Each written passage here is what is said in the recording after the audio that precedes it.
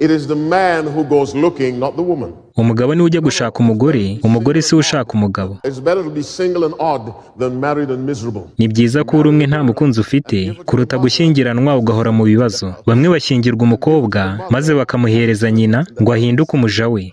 No, your wife is not your mother's servant. Oya, umufasha wawe ntabwo ari umuja w'umubyeyi wawe.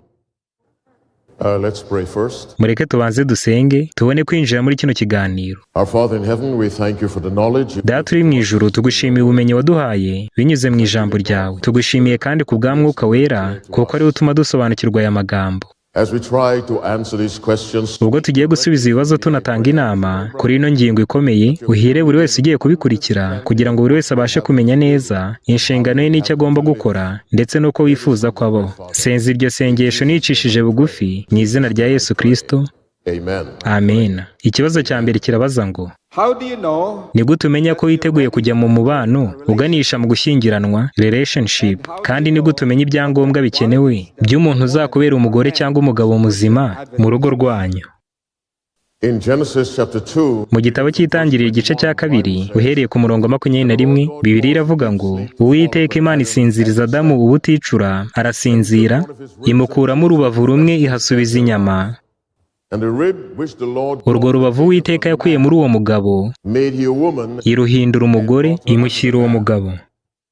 We have a man and a woman. Aha Bibiliya iratubwira ko ari umugabo n'umugore, niba Imana yashyingiye. Abo rero ni abantu bakuze.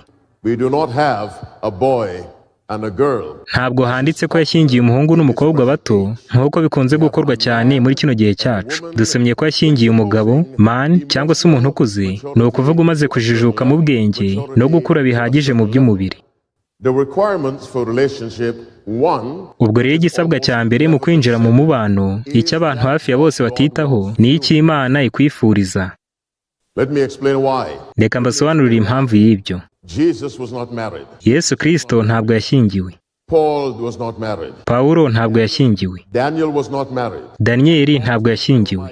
And God told Jeremiah, do not marry Kandi Imana yabwiye Yeremiya iti ntuzigere ushyingirwa and do not have children. kandi ntuzigere ubyara abana. Biri muri Yeremiya igice cya 16. Ubwo rero ntabwo tugomba kwibwira ko ari itegeko ko buri muntu wese yinjira muri uwo mubano kandi akanashyingirwa. Ubwo rero igisabwa cya mbere ni iki ngiki ngo Is this what God wants from me? mbese iki ni cyo Imana inyifuriza, Not what society expects of me. ntabwo ari icyo sosiyete integerejeho, si n'icyo ababyeyi bantegerejeho. Sosiyete iravuga ngo nugira imyaka 18 cyangwa 19 utangire umubano n'uwo muzabana, ku myaka 20 ushyingirwe, ku myaka 25 uba ufite abana. That may not be God's will for you. Ibyo bishobora kuba atari bwo bushake bw'Imana kuri wowe, ndetse iki ni ikintu gikomeye cyane kuko inshuro nyinshi twijyana mu bihe iby'Imana itadushakiraga kujyamo. And so requirement one, Ubwo rero igisabwa cya mbere ni ukubaza Imana ngo mbese n'ubushake bwawe ko ninjira mu mubano wo gushyingiranwa uyu mwanya. Ikibazo cya kabiri ugomba kwibaza ngo nzawujyanamo nande, with whom? nzakundana nande. Igisabwa ku ruhande rw'umugabo agomba kuba amaze gukura, ndi kuvuga ko atagomba kuba ari umusore muto mu bwenge cyangwa mu myaka. Ikindi akaba afite uburyo bwo kubaho. Mbese turacyajyana? Ndetse ikindi Willing to. agomba guhora yiteguye gushyira imbere umuryango we. Why do I stress that? I have counseled many women Ni uko iki mvuze kuri icyo ngicyo cyane, ni uko nagiye ngira inama abagore benshi bashatse, aho bahora baganya bati umugabo arashaka ko uwo mugore we ahinduka nk'umuja wa nyirabukwe. marry a girl and give her to the mother. Umugabo agashyingirwa umugore, yarangiza akamuha nyina nk'aho ari umuja amuzaniye. No, your wife is not your mother's servant. Oya, umufasha wawe ntabwo ari umuja w'umubyeyi wawe. Ubwo rero ugomba kuba witeguye gusiga so ndetse na nyoko. Not abandon, leave. Ntabwo mvuze kubatererana burundu, ariko ugomba kuba witeguye kubasiga ukajya gutangiza umuryango wawe. Iri hame turibona mu byaremwe byose, ku iyo ikinyabuzima runaka kimaze gukura, nko mu bisimba, ababyeyi bacyo basa n'abakirukanye. And so Ubwo rero agomba kuba yiteguye gusiga ababyeyi be. Reka mvuge ku kitabashijwe mu kibazo. it is the man. Umugabo niwe ujya gushaka umugore, umugore si ujya gushaka umugabo.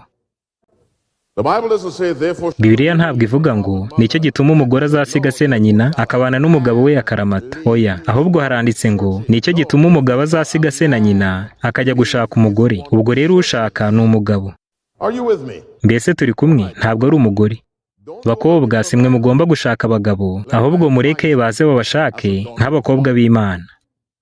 Ubwo rero agomba kuba ari umugabo ukuze mu bwenge, ufite n'uburyo bwo kubaho, afite n'aho azashyira umugore we, ishobora kuba atari n'inzu ye bwite, ariko afite uburyo bwo gutuza umuryango we. Mbese murankurikiye? Ikirenze ibyo byose, agomba kuba ari umugabo usabana n'Imana, kuko uwo mugabo niwe uzaba umutambyi w'urugo. Ntabwo ari umutambyi utunganye, ariko ni umutambyi.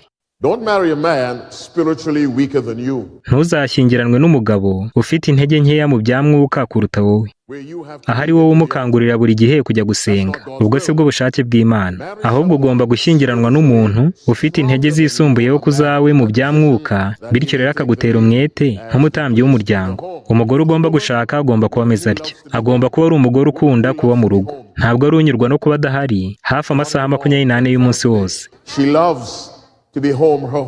Agomba kuba ari umugore ukunda kuba mu rugo, urugo rwe akaba ari rwo abona ko ari byo bikari by'ubwami bwe, akaba ari umwamikazi w'urwo rugo. Ariko nawe icyambere, agomba kuba ari umugore ufitanye isano n'Imana. None bakobwa muri hano mwitegura gushyingirwa, mwese musome mu Migani igice cya 31 kuva ku murongo wa 10 kugeza kwa 31. Nta yindi nyandiko mu isi yose isobanura neza umugore w'igiciro uwo ari we nk'iyo ngiyo mbabwiye. Ntabwo agomba kuba ari umugore udatekereza, ahubwo agomba kuba ari umunyabwenge, ari n'umuhanga, ashobora kuyobora ibikorwa runaka bibyara inyungu. Muri make akaba azi kwita ku muryango, ndetse atari no mu rugo gusa, akaba afite n'ubwenge n'imico mizima hanze, atameze nk'uyoborwa na buri kimwe cyose abonye. Muri make atameze nk'irobo. Mwasomye ibya Abigayili muri Bibiliya, n'uburyo yatabaye ubuzima bw'umugabo we. Igihe Dawidi yari agiye kwica umugabo we, Abigayili, uwo mugore w'umunyabwenge n'umwuka w'ubuhanuzi umuvugaho, yari azi ko yatabara umuryango we, nubwo atari umunyambaraga mu bigaragara. Ubwo rero icyambere kuri buri wese, agomba kuba ari umuntu ufitanye isano n'Imana. Icya kabiri, agomba kuba ari umuntu ugeze ku kigero cy'ubukure. Mumenye yuko bisa naho abagore bakura mbere y'abagabo.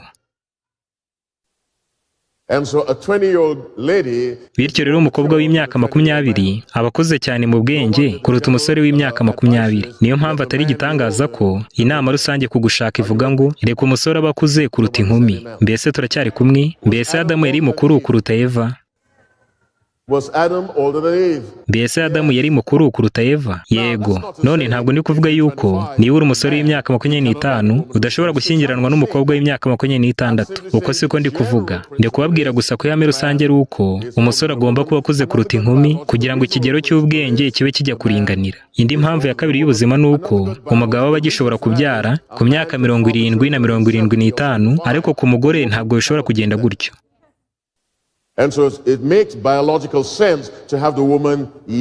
Rero birumvikana neza no mu buryo bw'ubuzima gushaka umugore uruta ubukuru, cyane cyane by'umwihariko niba kubyara biri mu byo mwateguye mu hazaza. Ikindi nanone mureke Imana ibafatira umwanzuro niba mugomba kubyara abana cyangwa mutagomba kubabyara. Tumaze kubona ukuze mu bya mwuka, anakuze mu by'ubwenge, anafite n'uburyo bwo kubaho no gutunga umuryango we, ndetse n'umugore ufite ntacyo byaba bitwaye, akaba afite n'uburyo yatuza umuryango we. Ikindi umugabo agomba guhora yiteguye kurwanirira umugore we nk'igihe umuryango we umwibasiye. Mureke mbabwire impamvu mbabwiye gutyo. Ibyo nagiye mbibona inshuro nyinshi mu bujyanama nagiye nkora. Nk'umugabo akarengera nyina umubyara, bakarwanya umugore yashatse. Ntabwo ugomba gukora gutyo. Isano ya bugufi cyane mu isi ntabwo ari umubyeyi n'umwana we, ahubwo isano ikomeye ya mbere ni umugore n'umugabo. Ugomba kurengera umugore wawe imbere ya buri muntu wese, keretse gusa imbere y'Imana honyine. Ntugatume umuryango uvukamo utesha agaciro umufasha mwashakanye. Mama wakubyaye nagusura, uwo mwanya ni umushyitsi mu rugo rwanyu. Ntabwo ari ugomba kuza ngo atangire kuyobora urugo, ahubwo agomba kwitwara nk'umushyitsi udafite ububasha mu gutanga amategeko ayobora urwo rugo. Uvuye ku mugabo, ukurikiraho kuyobora urugo ni umugore, ntabwo ari umubyeyi warujemo. Simvuze ko mutagomba kwita ku nama babaha, ariko icyo mbabwira ni uko atari bo bayobozi b'urwo rugo namba. Aho niho nagarukiriza kuri iyo ngingo. Hagati aho, abifuza kwinjira mu mubano uganisha mu gushyingiranwa, musome igitabo cyitwa Ubutumwa ku basore, ndabinginze. Musome igitabo cyitwa Urugo rwa Kidivantiste. Ndetse namwe mwifuza kubyara abana, musome igitabo cyitwa Child Guidance. Please. ndabinginze ndababwira n'ikindi gitabo kimwe musome igitabo cyitwa ngo amabaruwa ku basore bakundana. mbabwiye ibitabo 4. abifuza gutangira umubano musome ubutumwa ku basore n'amabaruwa ku basore bakundana, namwe washyingiwe vuba ndetse n'abamaze kwinjira mu rushako musome igitabo Adventist Home, urugo rwa Gikristo. niba mwifuza kubyara abana musome igitabo cyitwa Child Guidance. ikindi kimwe nababwira, ariko dukomeze kurebana twishimye, sinshaka kubona mu maso hugaragara nk'aho yatsinzwe. ushyingirwe uwo muhuje iyobokamana. mu basore turi kumwe hano bose uwikirije n'umwe gusa asa n'aho ari we wenyine ubyishimiye. Let me say it again. reka bino mbisubiremo, ariko mureke mbivuge muri ubu buryo. mu gitabo cy'itangiriro igice cya 6, igice kivuga ibijyanye n'umwuzure n'impamvu Imana yawuteje, The Bible says, and it came to pass when men began to Bibiliya iravuga ngo abantu batangiye kugwira mu isi babyara abakobwa, abana b'Imana, bareba abakobwa b'abantu ari beza, barongoramo abo batoranyije bose. icyo nicyo cyaha gikomeye cyavuzwe mu izina mu byaha byinshi byakorwaga mu isi yo kwa Nowa. mu itangiriro igice cya 6 havuga neza ko isi yari yuzuyemo urugomo n'ibyaha byinshi, ariko icyaha kimwe rukumbi kivugwa mu izina mu byarakaje Imana cyane kandi kigasobanurwa neza is children of God. ni uko abana b'Imana bashyingiranwaga n'ab'isi. And I leave it right there. ibyo reka mbirekeraho. Next question. ikindi kibazo, Question, this is a related iki ni ikibazo gihuye n'icyo cya mbere it belongs to ariko cyabajijwe n'uwashyingiwe. yabajije ati, mbese niba narashyingiranywe n'utizera icyo ni icyaha? That's the first question. All right, we'll take it piece by piece. mureke tugende buhoro. Do you have your Bibles with you? mbese mwazanye Bibiliya zanyu? dufatanye kuzisoma. mu rwa kabiri rw'Abakorinto igice cya 6 hari icyo havuga. muzirikane yuko ukuri igihe cyose kuba gusa no kutanejeje. turi kumwe? mwageze mu rwa kabiri rw'Abakorinto igice cya 6 dusome ku murongo wa 14. haranditse ngo, Be not unequally yoked together with unbelievers. ntimwifatanye n'abatizera mudahwanye. mbese gukiranuka no gukiranirwa byafatanya bite? kandi umucyo n'umwijima byabana bite? Now, when Paul says what none iyo Pawulo avuze ngo gukiranuka no gukiranirwa ntibishobora gufatanya, umucyo n'umwijima ntibishobora kubana, aba ari kuvuga amagambo yo mu itangiriro igice cya 1 kuva ku murongo wa 1 kugeza kwa 3, aho Imana yavuze ngo habeho umucyo, nuko Imana ibona ko umucyo ari mwiza, Imana itandukanya umucyo n'umwijima. and Paul uses that. Pawulo rero yakoresheje igikorwa cyo mu irema asobanura iby'umwuka. When you marry outside of your religion, iyo ushyingiranwe n'umuntu mudahuje ukwizera uba urakaje Imana cyane. remember Samson? muribuka Samusoni? Samson saw a Philistine woman. Samusoni yabonye umugore w'Umufilisitiya maze ajya kubibwira ababyeyi be. ababyeyi be baramubwira bati, mbese Samusoni ntiwashaka umugore mu Bisirayeli? Samusoni aravuga ati, unyura umutima wanjye ni umugore w'Umufilisitiya. Imana ubwo yahise itanga umuburo iti, uwo mugore azakunkuraho. Not you will bring them. ntabwo ari wowe uzamuzana imbere yanjye, ahubwo we azagutwara agukure kuri njye. ubwo rero tugomba kwitonda cyane. ibibazo 3 bya mbere bikomeye biboneka mu gushyingiranwa ni ibi ngibi. icya mbere ni ukugira amayobokamana atandukanye, icya kabiri ni ibijyanye n'amafaranga, icya gatatu ni uburyo bwo kuvugana. ariko icya mbere gikomeye kuruta ibindi ni ukugira amayobokamana atandukanye cyangwa ukwizera gutandukanye. hari umuntu nzi kandi ndamuzi neza cyane, yashyingiwe utizera, nuko buhoro buhoro agenda ava mu mahame y'ijambo ry'Imana ageze aho ahinduka nk'umupagani byuzuye biturutse gusa ku gushaka. I've known more than one person in that way. nzi abarenga umwe bagiye bava mu kwizera muri ubwo buryo, aho bashyingiranwa n'abo badahuje kwizera, bagera mu rugo bakababera ikigeragezo gikomeye ku mahame y'ijambo ry'Imana, nuko buhoro buhoro bakagenda babakura kuri ayo mahame. ibyo bikaba byaratangiriye mu gushaka gushimisha uwo bakundanye badahuje kwizera. umwe akavuga ati, ngomba kunezeza umugabo wanjye. oya, ugomba kunezeza Imana mbere ya byose. Marriage cannot change that. gushyingiranwa ntabwo kwahindura iryo hame. Imana niyo igomba kuba nyambere, utitaye ku buryo ibintu bimeze kose. It doesn't mean the unbeliever is bad. It's ntabwo nsobanuye ko utizera ari umuntu mubi. icyo nsobanuye ni uko amahame y'abatizera atagomba kuba ariyo gutegeka. ntabajyana batasezeranye. bityo rero ugomba gushyingirwa uwo muhwanye. Next question. ikibazo gikurikira, Is it advisable to hold marry? on. uretse gato urabajije ngo Is the sin? mbese ni icyaha kumushaka? Yego. Niba bitanezeza Imana ni icyaha. Ndagira ngo mbivuge ntawe nkomerekeje. Is it advisable to marry a divorced Ikindi kibazo ni iki? Mbese hari icyo bitwaye gushyingiranwa n'umuntu wakoze gatanya, yaba ari uwizera cyangwa utizera? Ngo ikibazo kiravuga ngo mbese birakwiye gushyingiranwa n'umuntu wakoze gatanya, believer? yaba ari uwizera cyangwa utizera? There's nothing wrong with a divorced person. Ikibazo ntabwo ari umuntu wakoze gatanya ubwe. Ikibazo cya mbere ni iki ngo mbese ni ubushake bw'Imana ko nshyingiranwa n'uyu muntu? Kubera ko hari abantu benshi bakoze gatanya kandi ku ruhande rwabo bakaba ari bo bera. Mbese murankurikiye? Hari benshi bakoze gatanya kandi atari bo bari mu makosa. Ndetse kwizerera itorero ryahawe kuravuga ngo utari mu makosa yemerewe kongera gushaka. Uko niko ijambo ry'Imana rivuga. Ubwo rero wakoze gatanya ntabwo aba akiriwe umupaka umuzitira ko atagomba kongera gushaka. Ikibazo cya mbere ugomba kwibaza ngo mbese uwo niwe Imana yampitiyemo, yaba yarakoze gatanya cyangwa atarayikoze? Mbese ubu ni ubushake bw'Imana kandi Imana izakumenyesha ubushake bwayo. Ko utizera we igisubizo ni oya idakuka itanagishwaho impaka. Okay, the next question is Ikibazo gikurikira ni iki ngiki ngo uretse gato urabajije ngo abaye akunda Imana kandi mudahuje kwizera. Umuntu mutumva kimwe amahame y'ijambo ry'Imana ntabwo muhuje kwizera. Oya rwose, ntabwo ugomba kureba ngo akunda Imana cyangwa ntayikunda. Ugomba kureba niba muhuje kwizera n'amahame. Imana yabwiye Abisiraheli iti ntimuzashyingiranwe n'amahanga bazengurutse, kuko yari amahanga y'abatizera. Uko niko kuri kudakuka kandi kudahinduka.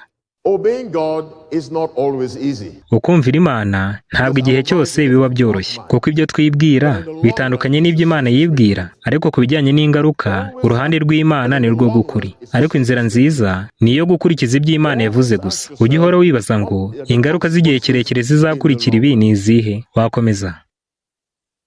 okay. If your unbelieving partner decided to leave, Uyu yabajije ngo niba uwo mwashakanye ariko utizera afashe umwanzuro wo kuguta maze akajya gushyingiranwa n'undi muntu, mbese uwo nguwo bataye yemerewe kujya kwaka gatanya agatandukana n'uwo mugabo maze akongera agashyingirwa undi? If I knew these questions were... Iyo nza kumenya ko ibibazo bimeze bitya, umenya ntari kuba nemeye gutanga izi nama.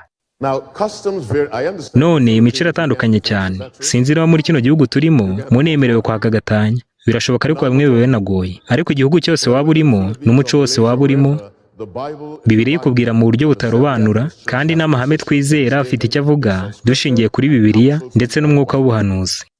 If an unbelieving partner decides to leave you, Igihe uwo mwashakanye utizera ahisemo kugusiga, ni ibintu bike uba usigaranye gukora. Turacyari kumwe? Kugusiga ubwabyo ntabwo ari gatanya. Turacyari kumwe? that may be separation. Mushobora kuba mutari hamwe ariko ntabwo ari gatanya. Separation does not free you to remarry. Kutaba hamwe n'uwo mwashakanye ntabwo kuguha uburenganzira bwo kongera gushaka. None niba uwagutaye agiye akabana n'undi bagakora ubusambanyi, aba yishe isezerano ryo gushyingiranwa, bityo rero uba ubonye umudendezo wo kongera gushaka. Uko niko Bibiliya ivuga. Ariko ntukifuze ko mwari mwarashakanye ajya mu busambanyi.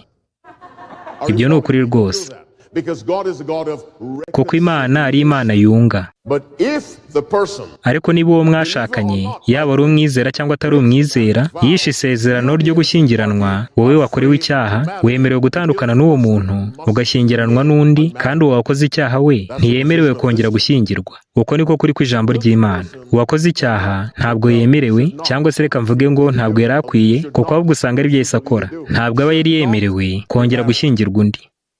Let me tell you something. Reka mbabwire iki ngiki. Ugushyingirwa ni umushinga ukomeye cyane. It is not Ntabwo ari umuhango wa sosiyete, ahubwo ni bizinesi ikomeye cyane. if you're not, Niba utizeye 100%, ibyo gushyingiranwa uri kujyamo bubivuyemo. but that's what I mean. Don't Ntabwo mbabwiye ngo ntimuzashyingirwe, oya. Ariko niba wumva urimo udakomeje cyangwa utarizera 100% ko iyo nzira urimo ari ukuri, bubihagaritse ubitekerezeho neza. Kubera ko gushyingiranwa kumeze gutya. Igihe mumaze gukora indahiro biba birangiye, urugi ruba rufunze, ntuba ushobora kuzongera gusohoka. if she sees Niba mushyingiranwe akaba adashobora kugutekera, ntabwo wemerewe kumuta. Nakora impanuka agatakaza ubwiza bwe bwose, ntabwo wemerewe kumusiga. it is serious. Ni umushinga ukomeye cyane rero. ariko benshi bashyingirwa kubera ko bashyizweho igitutu cyangwa se kuko babona bagenzi babo benshi nabo bari gushyingirwa bakavuga bati nanjye reka mbikore ne gukomeza gusigara inyuma. Oya rwose ni byiza kuguma uri umwe ntawe mukundana mufite kuruta gushyingirwa ukabona umwaga mu rugo rwawe. Ikindi kibazo uyu yabajije ngo mbese biremewe ko abadivantisite bashyingira abantu badahuje kwizera cyangwa se bakabayobora mu gushyingiranwa kwabo? Mbese ugira inama abashyingiranwa batizera Imana yamucira urubanza? Icyo ni ikibazo gikomeye cyane. Niba amahame y'abadivantisite avuga ko abadahuje kwizera batagomba gushyingiranwa, ni gute hari umuntu wavuga ko wizera ayo mahame washyingira abantu badahuje kwizera? Ibyo ntabwo bishoboka. Amahame yacu avuga yuko bitemewe rwose na gatoya ko abadahuje kwizera bashyingiranwa. Birasobanutse neza nk'umunsi w'amanywa. Abadivantisite b'umunsi wa karindwi bigisha yuko abadahuje kwizera batagomba gushyingiranwa.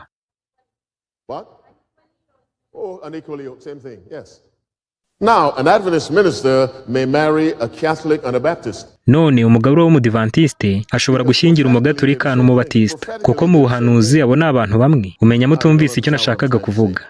Prophetically, they're the same thing. Mu buryo bwa gihanuzi abo ni abantu bamwe.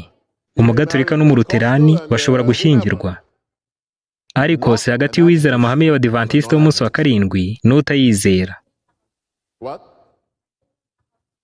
Mushiki wanjye aramutse ashyingiranwe n'utizera kuri kw'abadivantisite b'umunsi wa karindwi, ntabwo najya muri ubwo bukwe, kuko akenshi bunaba ku munsi tuvuga ko butemerewe kuberaho. Ikindi kibazo kirabaza ngo mbese umusore n'inkumi babanye badashyingiwe bashobora kuza bakabatizwa ubundi bagakomeza bakabana? Wenda tuvuga umusore n'umukobwa barahuye maze baremeranya bati reka tujye twibera mu nzu imwe nk'umugabo n'umugore, nta n'umwe ubizi. They live together? Yes, but they're not married. Ubwo mbajije babana ariko batarashyingiranwe, bakabana nk'umugabo n'umugore batarashyingiwe. Bwa mbere na mbere ntibagomba gukora batyo, ntibemerewe gukora batyo. Umuntu abana n'uwo bakoranye amasezerano kandi bagashyingirwa. Mbese murankurikiye? Ntawe uvuze ngo amena. Umenya mwese mukeneye kongera kubatizwa. Ntawe uvuze ngo amena. Umuntu abana gusa n'uwo bashakanye byemewe kandi bashyingiranwe. Ntimugakunde ko ibipimo by'ab'isi biyobora amahame y'abavuga ko ari abantu b'Imana. Nitwe tugomba kwigisha isi, isi ntabwo ari igomba kutwigisha. Ubana gusa n'umugabo cyangwa umufasha wawe. Niba mutarashyingiranwa agomba kuba ukwe nawe ukaba ukwawe. Ntimugomba kuba mu nzu imwe mutarashyingirwa. Imana iho umugisha. Mureke dusoze dusenge. Data uri mu ijuru, tugushimize inama uduhaye mu ijambo ryawe kandi tugusabye kuduha umwete wo kuzikurikiza mu izina rya Yesu, amen.